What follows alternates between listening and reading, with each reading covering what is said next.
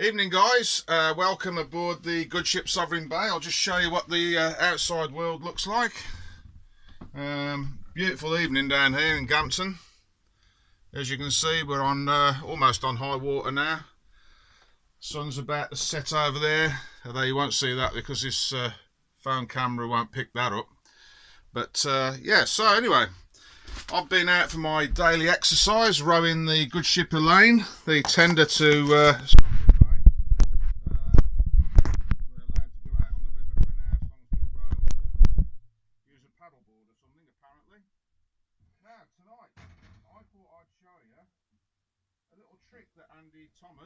my mate Andy Thomas from A&J Boat Builders here in Gampton.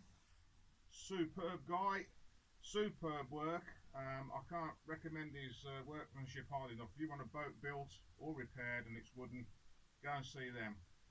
He also does fit outs as well. His stuff is just, I'm going to show you something he's made for me on another video. You'll be blown away. But anyway, I digress. He's also a very good angler. Now, if Andy brought me some sea bass, I would probably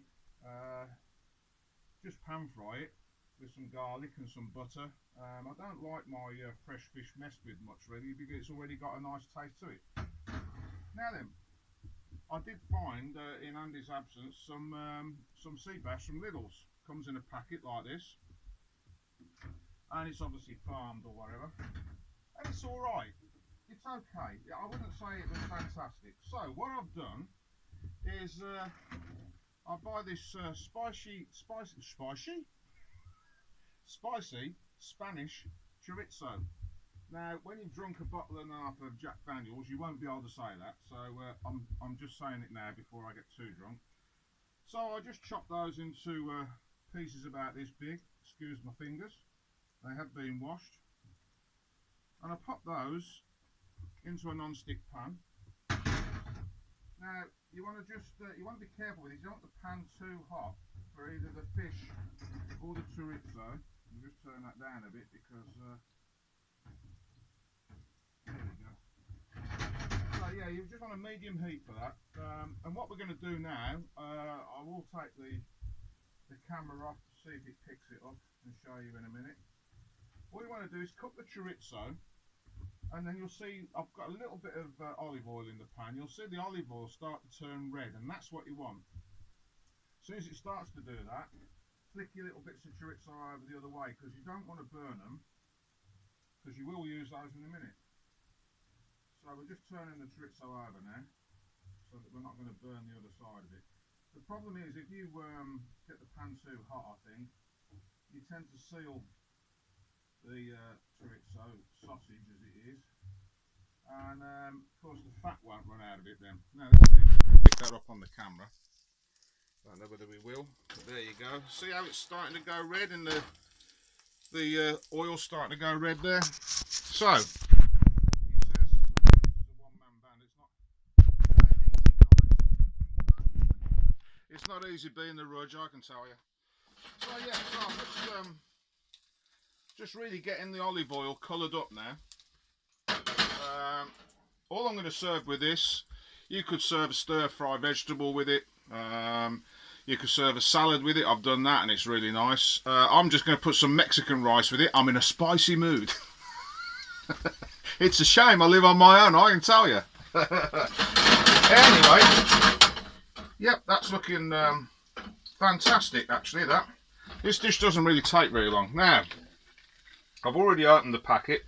We'll place the sea bass into the oil, skin side down.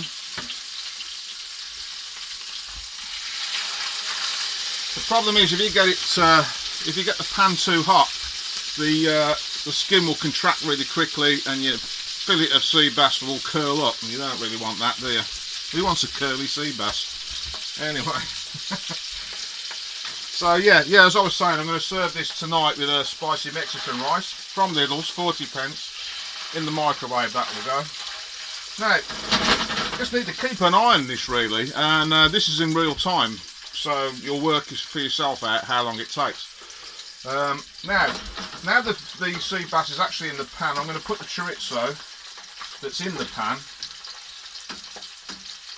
and some of the oil, hopefully, on top of the sea bass. I've done that so that we don't burn. I don't know whether you can see that. There. I've done that so that the chorizo doesn't burn. It's quite easy to burn this stuff. Now when I serve it up, I'll plate the sea bass one on top of the other, chorizo on top of that, some rice to the side. Cracking meal. And that's about it really. So while we're waiting for that to cook, I went for my row this morning, up the River Dart, from Gampton up almost up to Stoke Gabriel. It got a bit windy and I decided to come back. And I got to thinking while I was out there, there's been a lot of, you see all these things on Facebook. I try not to get involved. I just scroll past them because you get angry and then people get angry with you when you post things. So, you know. Now, I don't know much about this, but apparently Beardy Branson, who owns Virgin Airlines, has asked the government for a bailout because the airline's going to go bust. Right, okay. People are saying he sued the NHS. Okay, I don't know whether he did or he didn't, and for how much or whatever. Maybe he did, maybe he didn't, I don't know. They're also saying that he doesn't pay tax, lives on an island, to this country anyway. So I thought, well, yeah, maybe morally, and it's not just Branson, morally, I've got nothing against people like Branson making millions of pounds. Why you would want billions of pounds, I'm not quite sure, because there comes a point where you've got it all, so, you know. But he's a billionaire, so why doesn't he take some of his money and bail his own company out, you know, pay his own staff? And if you paid tax to this country, then the government might be a bit more interested in helping him. And that goes for the other companies. I think what the government should do, personally, sorry, I'm just shaking the oil over the top of the bass here. My opinion of this is the government should probably approach some of these companies that are asking for bailouts and say, fine, we'll take some shares as taxpayers in your company, so we own some of your company so that you can keep going. But you've got to start paying tax to the UK government. Because at the moment you don't, so we're not going to recognise you.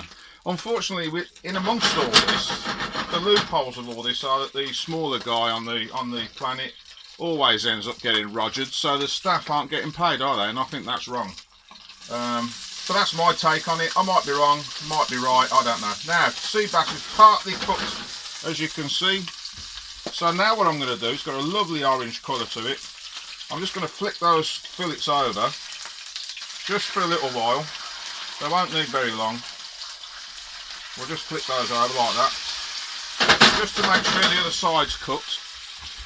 And then we'll be able to plate them up. So yeah, it's interesting, isn't it? I'm really hoping that the world learns something about this. You know, money isn't everything, and I think really me and my friends down here on the River Dart are sort of proving that. You know, I haven't got anything other than this boat, my motorbike, my van, and my dinghy, and I feel very fortunate to own all that.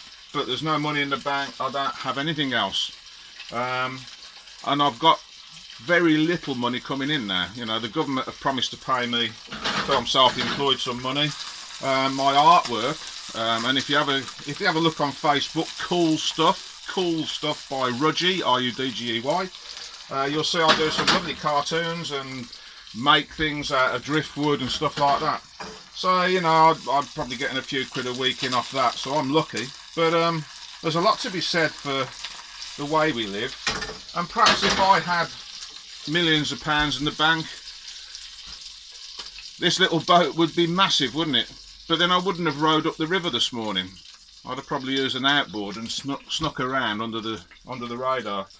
You know, it was quite nice rowing up there this afternoon. It was, you know, it was peaceful, quiet. There was ducks flying alongside me. I could see fish below the boat. Lovely. So yeah, anyway, the fish is almost done, as you can see. So there you go, sea bass and Spanish chorizo. What a combination. Andy came up with that idea and it works really well. He also likes chicken oxo. There are other brands available on his fish, but there you go. I'm just making sure. You can soon tell when the fish is cooked because it starts to break up. We're not quite there yet, actually, which is a surprise, but I have got a very low heat going. We'll just turn it over for a little bit longer.